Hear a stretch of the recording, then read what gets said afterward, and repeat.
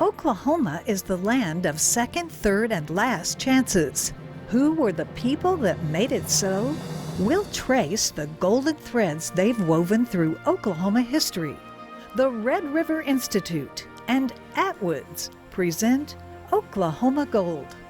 I'm Gwin Faulconer-Lippert, along with award-winning author and Southern Nazarene University historian John J. Dwyer. We'll dig for the golden nuggets of Oklahoma history, here now on Oklahoma Gold.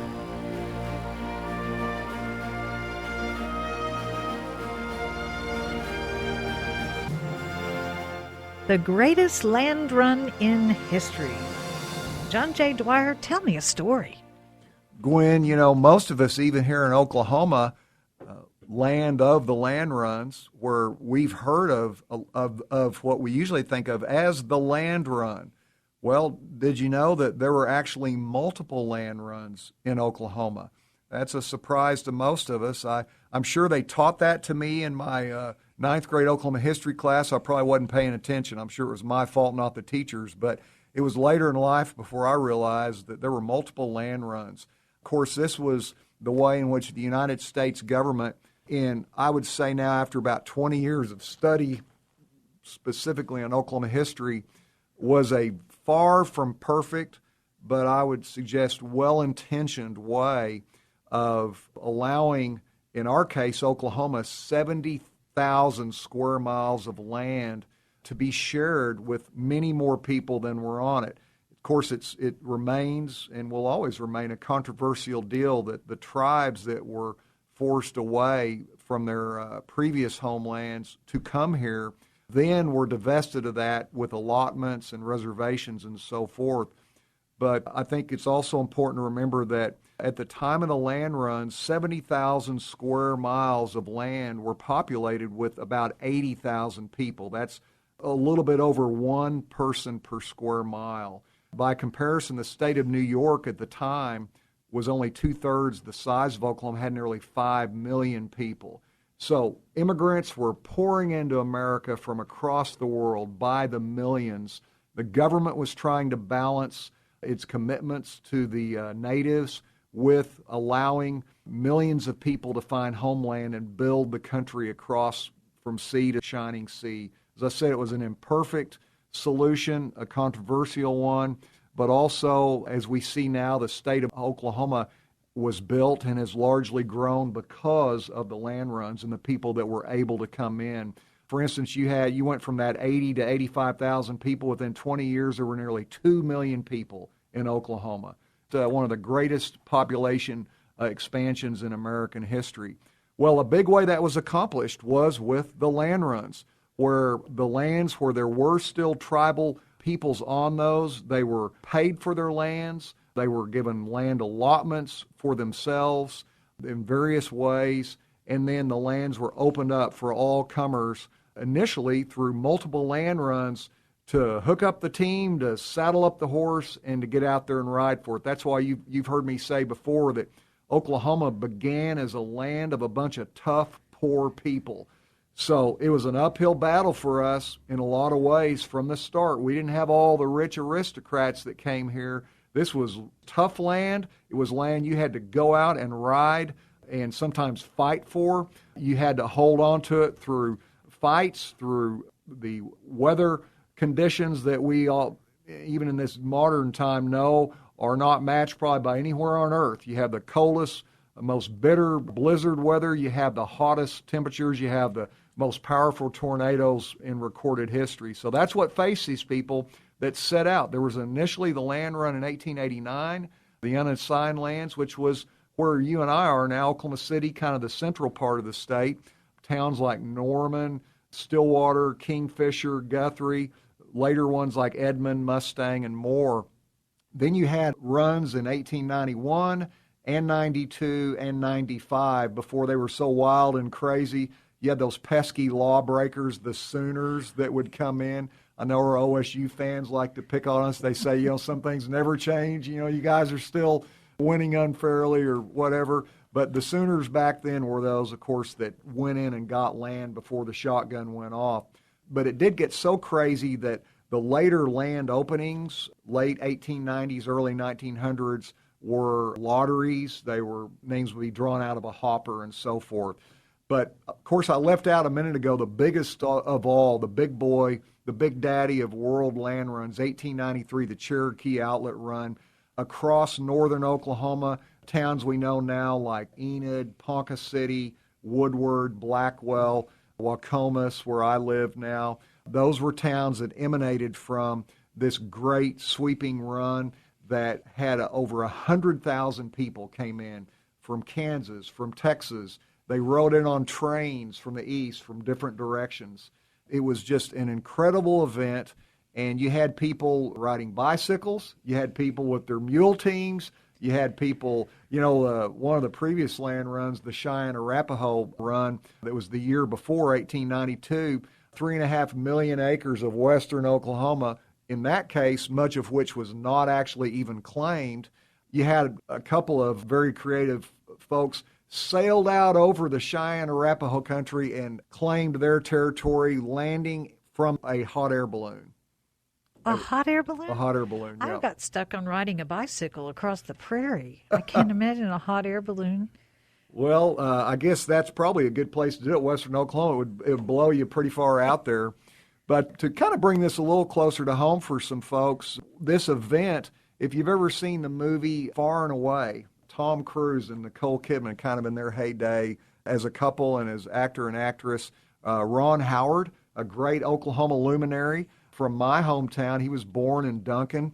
He was the director of that film. And Far and Away, just on a wonderful epic scope, told the story of Irish immigrants that came over, as did all of Ron Howard's grandparents. In fact, interestingly, even though the movie Far and Away has a happier ending, I won't spoil it too much for you, but Ron Howard, all four of his grandparents rode in the land run of 93. None of them got land. This was tough, and even if you got land, you might wind up having a court battle. Many cases of folks that disputed, in particular, some of the town lots. So you had great sweeps of land across northern and northwest Oklahoma in the Cherokee Outlet Run that would be settled by farmers and ranchers. But then you had town plots, that grew into these towns like Enid and Woodward and Ponca City that people would be sometimes legally, sometimes violently vying for town lots inside these soon-to-grow towns. Are land runs unique to Oklahoma? As far as I know, they are. I think there are cases where lands have been opened, but in fact, this is something we can encourage our listeners. Our website, we've got a page where you can actually send in your questions, or if you've got an answer to a question that Dwyer doesn't, like that one, if you know of a land run somewhere besides Oklahoma, John J. Dwyer, that's middle initial J, John J. Dwyer, DWYER.com. Go there and tell us what you know about it. Now that's Oklahoma gold. The golden thread. When we return.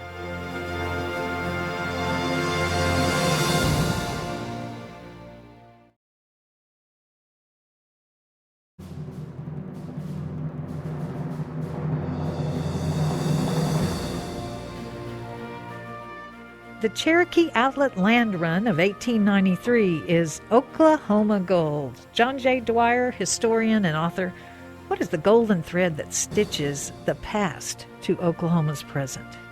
I'll tell you, Gwin, as we look back on what we talked about a few minutes ago, was the greatest of land runs, but multiple land runs. There was not just one land run that opened up Oklahoma. There were multiple land runs and then multiple allotments of land, lotteries, and so forth. But the Cherokee Outlet Run of 1893, for those that want to know more about it, there's many great books, a couple of movies. We talked about Far and Away by Oklahoma native director of Duncan, Ron Howard, which starred Tom Cruise and Nicole Kidman. Also the first ever Best Picture in the Academy Awards, the first Oscar for Best Picture, a film called Cimarron in 1931 that was the story of the Cherokee Outlet Run.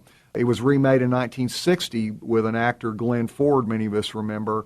That came from the epic novel by Edna Ferber. A lot of people recognize her from the novel Giant, with the great film with Elizabeth Taylor and Rock Hudson and James Dean.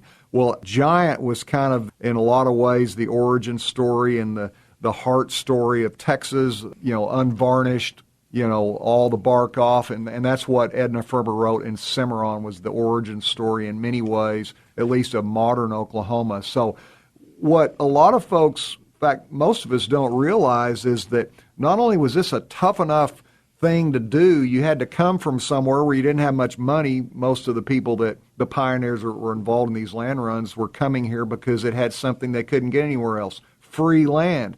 But it might have been free monetarily, but it wasn't free to go out and get it in the elements, to ride against thousands of people when there wasn't enough land plots out there for near everybody. So there was no guarantee you would get any land? No guarantee at all. It wasn't like you would show up and get in a queue. You had to go out and ride for it. We'll talk about that a little bit more on the Golden Thread. But the context, Gwin, the historical context, 1893 was one of the scariest economic periods of American history. That's a little bit of a semi-golden thread for us to today. 2020, when we're doing this show, is a time of, in fairness, unprecedented economic events and uncertainty. So again, you young people, don't feel like, don't be ashamed to be nervous and confused. Us older folks, we haven't seen anything like 2020 either. Well, 1893, they had a thing called the Panic of 1893. Some historians call it a horrible recession, some call it an outright depression. But it was a national economic downturn of great proportion. In particular, farm prices, agricultural prices had plummeted. So you had a lot of bankrupted farmers from other places that came here to try to make a go of it. And in particular, across the South, by then, a lot of the deep South states, they had farmed their lands out. They had worn them out. So we talk about in Volume 1 of our book, The Oklahomans, how Oklahoma is the land of the second chance, the third chance, and sometimes in the case of these 1893 land run folks, for many people, the last chance they would ever have. And of course, I guess to kind of move into our golden thread, we think of it as, oh wow, these people rode out and bravely, and they all got their land, and they built their homes, and they built their towns. I'm reminded of a Bible verse from the book of Hebrews that says, and then there were others. And of course, in the Hebrews Hall of Fame, it talks about the people that were not famous that suffered for their Christian faith. Well, we could say there were others. There were many others, Gwin, that rode in these land runs, that sacrificed what they had. In the Cherokee Outlet Run, 100,000 people roughly rode. Maybe a little over 15,000 people were all that got land, no matter how hard they tried. Now, part of the problem was those pesky Sooners we talked about earlier. Those were part of those 15,000. Sometimes they rode out and took some of the best parcels of land. That's why they went to lotteries after that. Many of the people that got the land, they realized this land was not tenable for anything other than, buffalo or cattle to graze on. Now we see in the current day the difficulty of towns surviving in western Oklahoma. That's pure Oklahoma gold.